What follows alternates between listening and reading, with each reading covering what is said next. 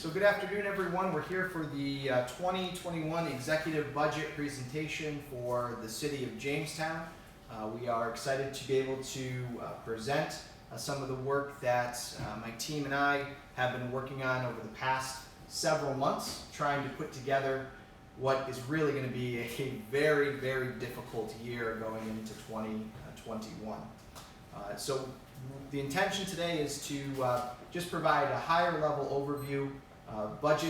Full budget information will be going out to the council members and members of the public as soon as we're done here today. It will be also available on the city's website, right on our page, jamestowny.gov, or by a specific link, jamestowny.gov/budget. You'll be able to see today's presentation, you'll be able to watch the presentation, you'll be able to see the full budget with schedules, as well as a summary of all of the related charts and tables. Okay. So we're going to go ahead and get started. I do want to just thank my staff, both my staff in the mayor's office, as well as our comptroller, Ryan Thompson, and his staff that helped put together this year's budget. It may look a little bit different than we are normally used to, and we're doing that to really provide a bit of a different look, a different way to understand the finances of the city going into 2021. When we first started back in January, which seems like forever, we talked during the State of the City about how difficult the city is in terms of finances for 2020. We're at the state tax limit, we have low home values, and we have a very, very thin margin for our budget. So that's just starting in January 2020. Once we get into March of this year, we had a really unprecedented start. We had about 2 months where it was somewhat normal, things were moving as they should, but then we got hit with the COVID-19 pandemic.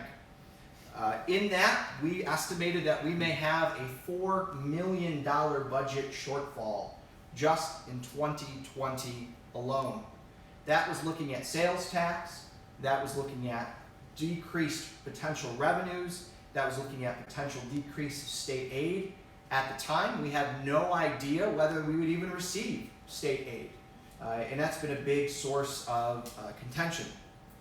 So we go into March really with no way to know what the rest of the year was going to look like. Next slide, please. We were looking for safe harbor. We were looking for a way to try to keep the ship afloat here in the city.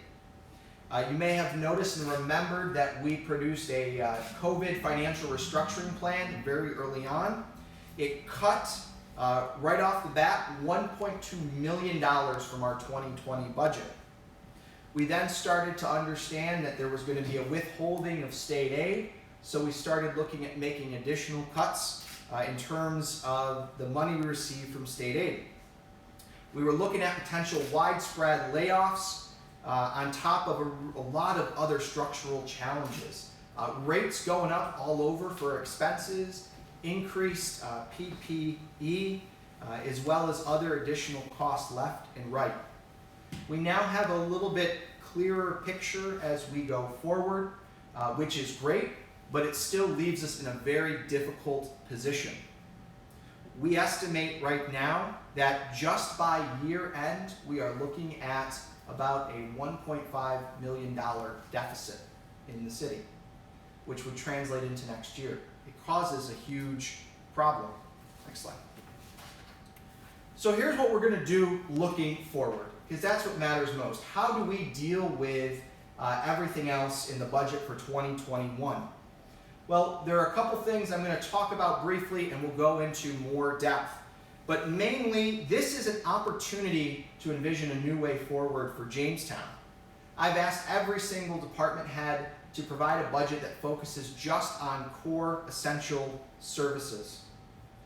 This year's budget that we're going to talk through today, though, changes and restructures some of our legacy costs, changes and restructures some of our departments, and results in a budget that will have no layoffs of city employees and a tax decrease. a tax decrease that is the largest in over a decade.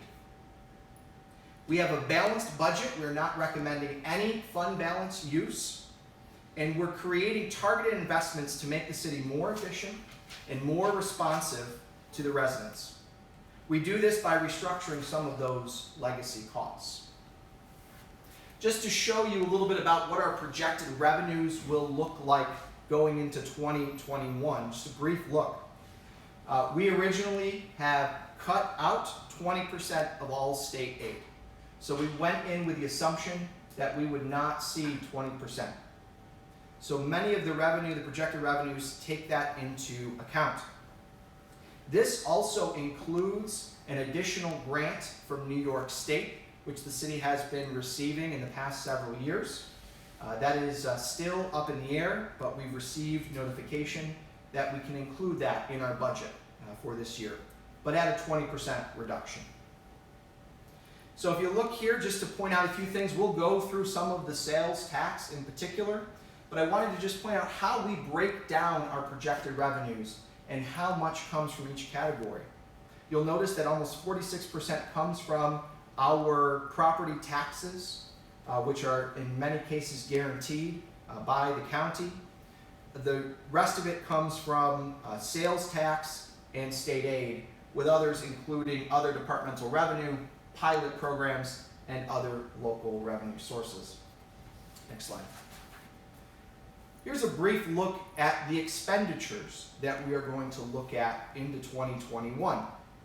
Overall, I would like to point out that there is a budget decrease of $1.66 million from the 2020 adopted budget. Healthcare also continues to be one of our largest costs as a city, both for active and retiree healthcare. But you can see how we break down some of the expenditures. We have 18% is our police, 17% is our public works, and on par with that is our health insurance costs, followed by our fire, employee benefits, parks, general administration, and other developmental costs. Next slide. What's most interesting this year is really how we look at sales tax. This has been the amount that we have had a trouble trying to project going into next year. In a normal year, we would have seen a little over $6.72 million. That was what we projected in 2019, our historical sales tax. This year, I'm going to just point to this. As you could tell, we actually projected that we would see about a 7.8% decrease in sales tax this year due to COVID, due to the closing of businesses, and we just weren't sure.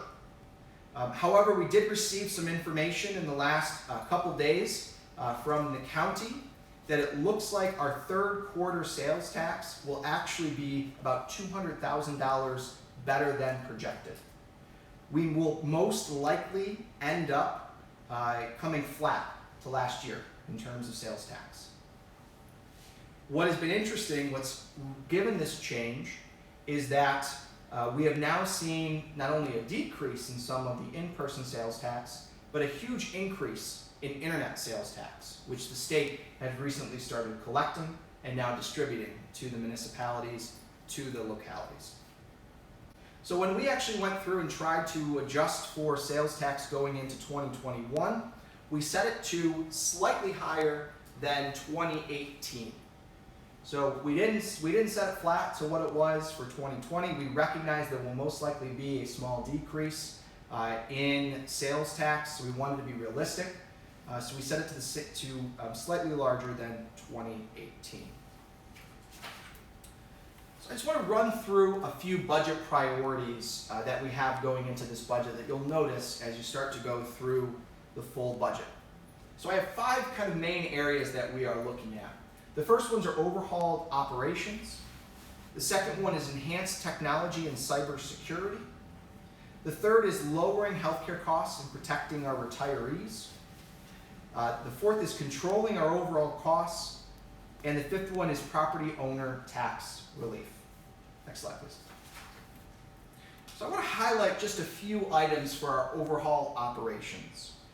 First and foremost, as I mentioned, we asked all of our department heads this year to focus just on core functions, those that matter to public safety, health, well-being, and general maintenance of things in the city.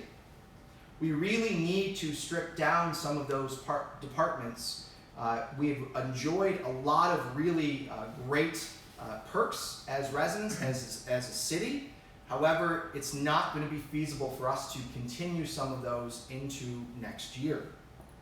But I do want to show a little bit how we are changing our focus in some of the departments to be more engaged and include more outreach in the community. The first one is our Parks Department. We have found that more people than ever are using our parks this year due to COVID. Whether that's our actual parks, our trails, or our waterways, we've had a huge increase in usage. As part of that, for the first time since the early 2000s, the city will actually have a parks manager position. We have an individual retiring. We will now appoint someone into a parks manager position. In addition, we're going to be changing our recreation manager position to be more of a lifestyle coordinator. We want to focus more on year-round activities for our residents that can enjoy the use of our parks, our trails, and our waterways. We'll see less in youth recreation, only because we are unsure what COVID will bring next year. But we do want to increase more lifestyle activities for our residents. Under the mayor's office, we're going to be formalizing and introducing a position for a communications coordinator and grant writer, a combined position to help our departments really craft grants and bring in additional departmental revenue and have access to other funding sources that we may not have had the resources or the staff in the past. In addition, that position is meant to centralize our city communications, to start to ensure that we have a singular message coming from the city and help us as a city be more transparent in the work that we do. And the third department I'd just like to highlight is our police department. The budget this year provides for the creation of a captain position for citizen affairs and community engagement. We want to ensure that our police department is providing wraparound services to all of our residents. We want to use this captain position to adjust our force and its policies and procedures to the needs of our community, and also start to focus more on mental health needs here in the city. This position is specifically meant to help the police department streamline its own communications to residents, but also ensure that if there are negative interactions with our residents, that there is someone able to follow up and to take action. We have a few other changes going on in the different departments, but I wanted to highlight just a few of them. Next slide, please. We want to enhance our technology and our cybersecurity operations. We've had a significant underinvestment of technology here in the city. We have found, as we've transitioned to remote work, that there is a lot more work that needs to be done to ensure that we are protected from any type of cybersecurity threat, and that we're able to effectively communicate with our residents and with our workers. One of the few things we're doing is we'll be bringing together what is cobbled software from many different departments. Software from code enforcement, software from clerks, software from DPW, all together under one unified management system that allows us to track work orders, allows us to better predict when things will start to break in the city, and when we need to start to really focus on new ways to respond to our residents. What is most exciting about this is the city, we have a lot of data, but we don't always use it to help us plan. By being able to track the number of times someone calls about a pothole, or be able to track when we're having flooding issues, and being able to bring all that data together to help us plan is going to make a world of difference. Right now, if you wanted to know if a house, for example, was condemned or has a code violation, you'd have to go to the Department of Development in order to get that information. Many times our officers don't necessarily have time to know whether there's a code violation, whether there's an issue with that property before they go to respond to a call. Many times our code enforcement need to get into that property in order to rectify an issue or condemn it, but they can't because our officers don't know that there's a need for that. There's no software that connects those two. There's no communication that happens. But just to give you all another example, permits.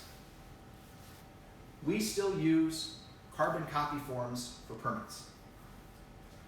If you wanted the number of data in the permits, we would have to go through our carbon copy paperwork in order to count the number of permits that we issued for public works last year.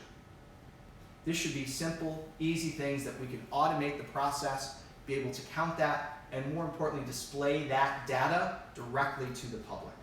So as part of this management system, we're also being committed to a public dashboard, which will display graphical information about code enforcements in the city, about the use of our expenses and our funding in the city, as well as information on permits and calls that we get here in the city. As part of it, we're also going to be investing in a new Wi-Fi technology throughout city buildings. And we're also going to be enhancing and upgrading our firewalls and networking capabilities here in the city. We want to be sure that if there is a cyber attack, that if there is a bad actor that wants to try to get data from the city of Jamestown, that we are prepared for that. Next slide. We're also talking about lowering healthcare costs and protecting our retirees. Right now, the city pays $3.6 million in retiree health care, and it is growing. Of that, the majority are individuals that are 65 years or older and Medicare eligible.